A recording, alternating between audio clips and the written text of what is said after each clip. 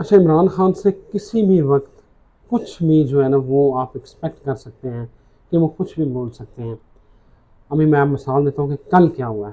کل یہ ہوا ہے کہ انہوں نے یہ کہا ہے کہ ہسپتال میں مجھے ڈرپ کے اندر زہر ملا کر جو ہے وہ مجھے مارنے کی کوشش کی گئی۔ ناظرین، یہ ایک بہت بڑا انکشاف ہے اور یہ الزام بھی بہت بڑا ہے۔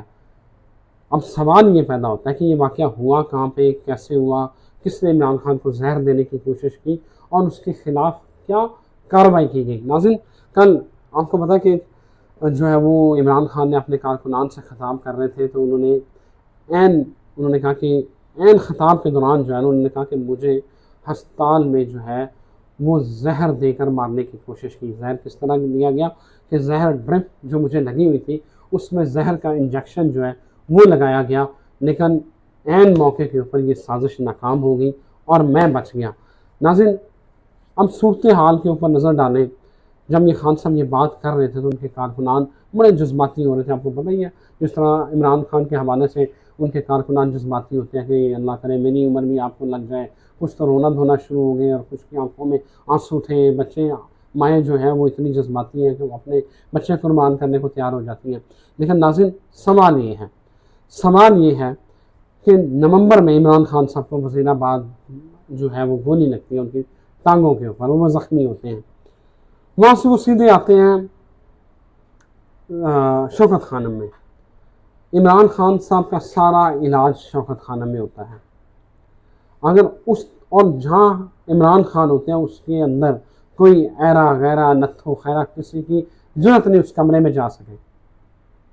اور وہ بھی آپ دیکھیں کہ عمران خان کے اوپر حملہ ہوا ہے اور اس کے بعد کتنے وہ الرٹ ہوں گے، کتنے وہ جو ہے وہ محتاط ہوں گے کہ کوئی اس طرح کا واقعہ مزید نہ ہو جائے، اور وہ سیکیورٹی ہائی الرٹ ہے۔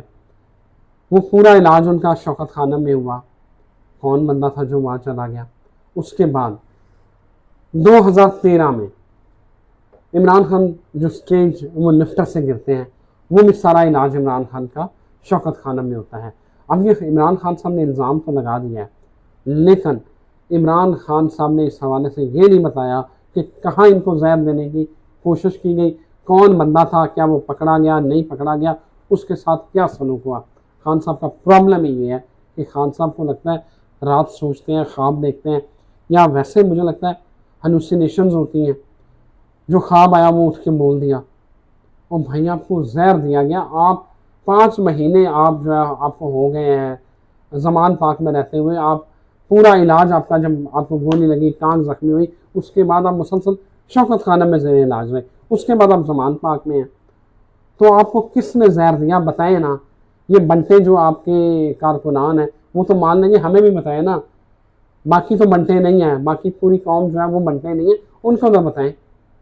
مطلب آپ کو لگتا ہے کہ خیال آتے ہیں، سوچتے ہیں، جو سوچتے ہیں وہی بول دیتے ہیں، حالانکہ ان کا حقیقت سے کبھی ایسے ہوتا ہے کہ دور دور تک تعلق نہیں ہوتا۔ یہ بڑا سنگین الزام ہے اور بہت بڑا الزام ہے۔